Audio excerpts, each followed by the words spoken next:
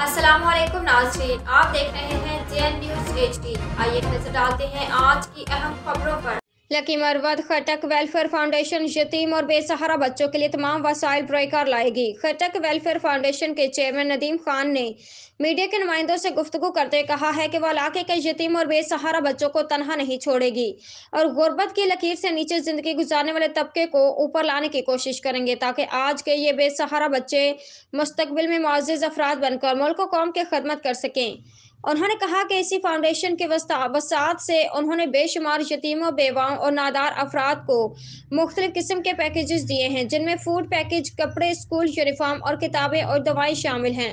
जबकि इस्लामाबाद आए हुए अफराद को फ्री रहाइश और खाने पीने का बंदोबस्त भी फाउंडेशन के जिम्मे है। नदीम खान ने मजीद बताया कि इलाके के साहब हैसियत अफराद को दिल खोलकर खटक वेलफेयर फाउंडेशन की मदद करना चाहिए, ताकि वह अपनी खिदमात न सिर्फ जारी रख सके बल्कि इसका दायरा कार मजीद बढ़ाया जा सके।